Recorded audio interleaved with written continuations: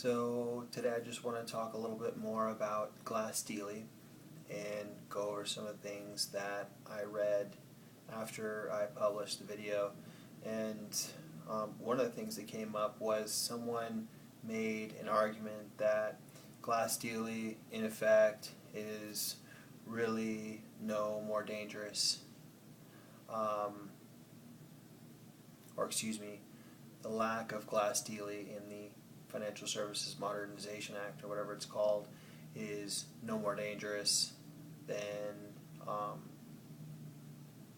Glass-Steagall was before it was repealed.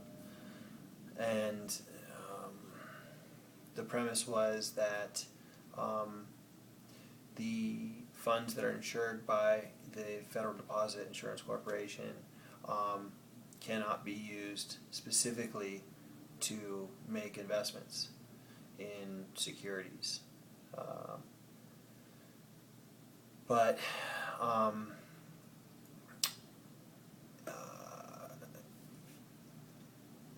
you have derivatives like CDOs, collateralized debt obligations, which are part of the structured finance regime that are not regulated by the Commodities Futures Trading Commission. So those are actually covered, and the banks that take deposits can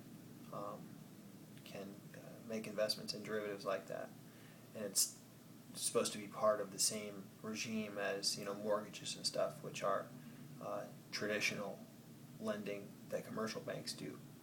So this supposed firewall, the segregation between commercial investment banking, is in effect nullified.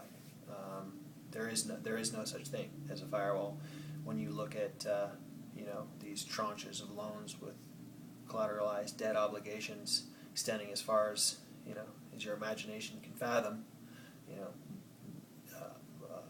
multiple times our national, our GDP figures are out there in CDOs,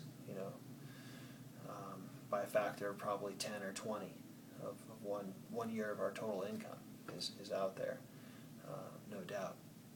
So that's the perspective there. Another thing was this person also said that part of Glass-Steagall was to separate the three main portions of finance, which is banking, securities investment, commercial banking, investment banking, which is in securities, and then insurance.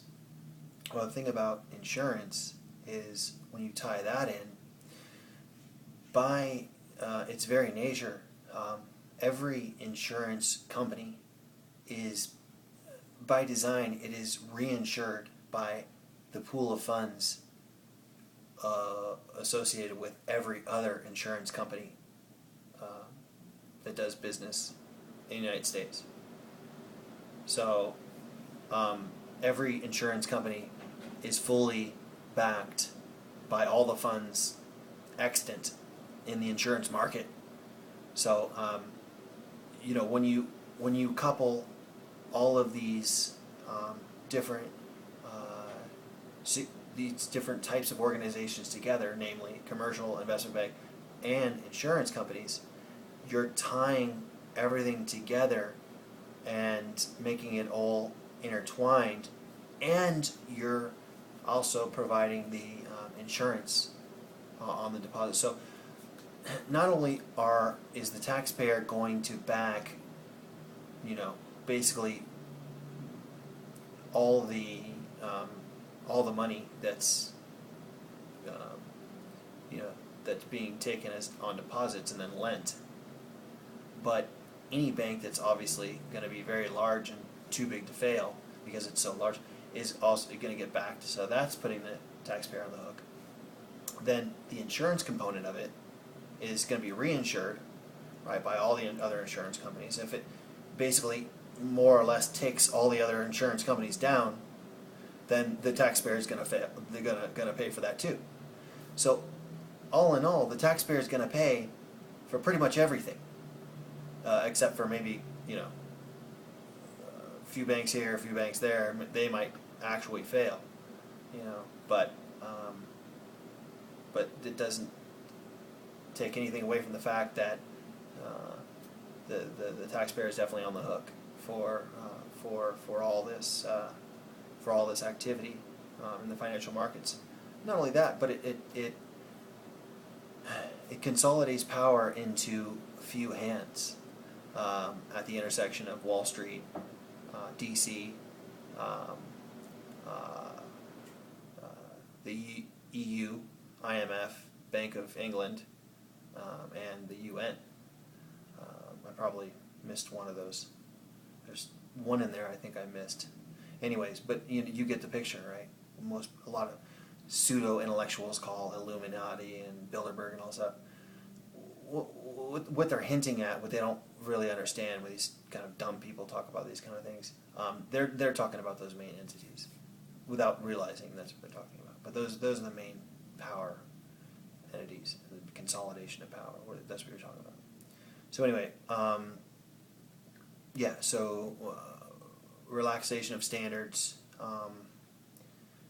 getting rid of Glass-Steagall is a really bad idea, and especially when you take that into consideration, you have relaxation of underwriting standards with Community Reinvestment Act, which is basically like affirmative action for lending, in Clinton's proposal, and then you not only do you have a relaxation of standards, but then you impose that relaxed standard on banks and penalize them if they don't make loans, affirmative action loans. It's not like just they get a bonus. No, they get penalized. So it's like the government is forcing banks to take stupid risks that they know are going to fail, and then making the taxpayer fund it. So it's basically like just a huge tax that crashes the whole system in the process. But that's the Democrat Party for you. Let's see, what else? Yeah, I think that's pretty much it.